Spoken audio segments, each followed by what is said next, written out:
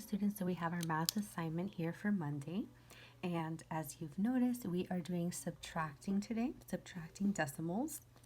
So if you have been adding your decimals and getting your correct answers and you feel very comfortable with adding, then after your review exercises and speed drills, you will have a pretty easy time subtracting because it is the same method except minus. So just remember your decimals always need to line up. So that comes in most importantly when you have problems like this, which are not already lined up. So after you subtract, remember you may need to borrow just like any normal subtraction problem and then bringing down your decimal. But here when we have ones like this, you can easily confuse the placement of the numbers, so it's important to write them neatly. So here we have 6.8 minus 3.14. And remember that we may need to fill in the empty spaces with zeros. So I would start with 6.8, find my decimal, and make sure that I line it up right under that one on the top. And because I have a space here, I will fill it with a 0. And now I am ready to subtract.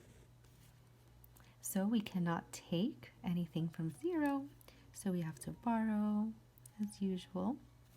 10 minus 4 is 6. 7 minus 1 is 6. We bring down our decimal. And 6 minus 3 is 3.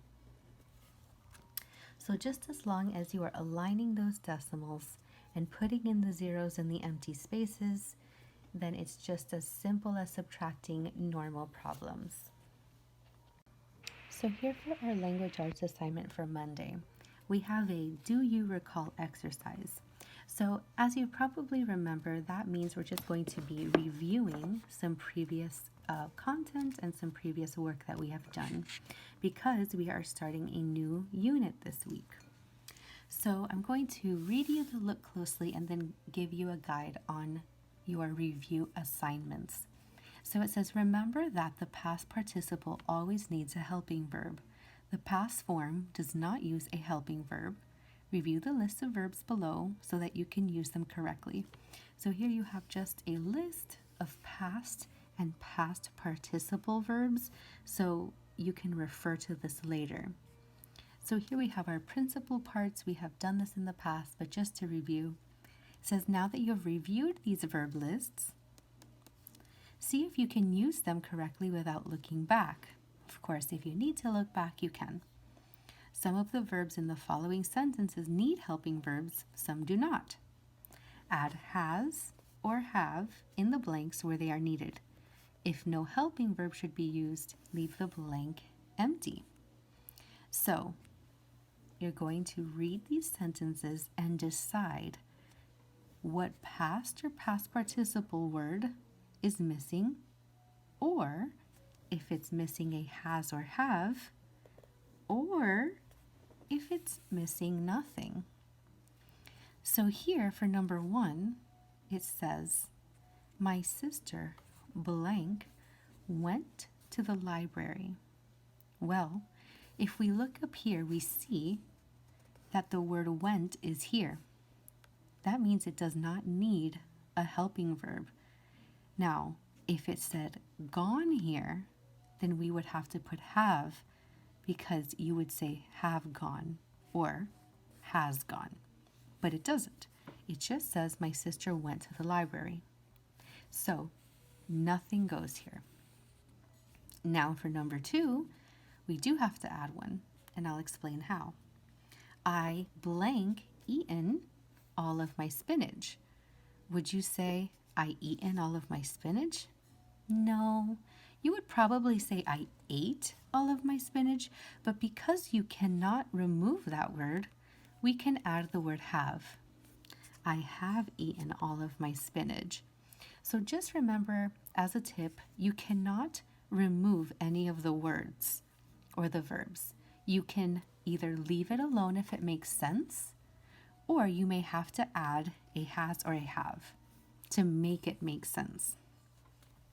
Here on the bottom with word usage, it says underline the correct word in parentheses.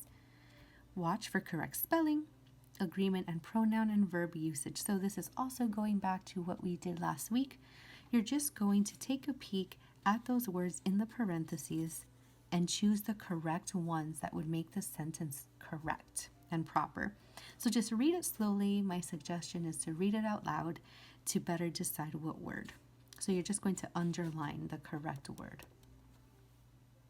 So here for our spelling assignment on Monday, we are starting list 16. I always love starting a new list.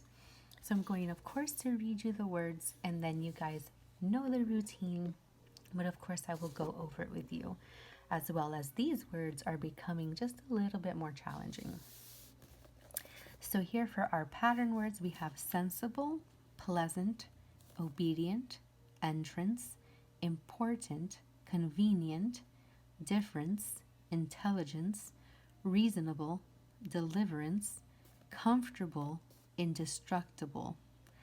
For content words, we have atoll, polyp, skeletal, barrier, calcium, tropical, nutrients.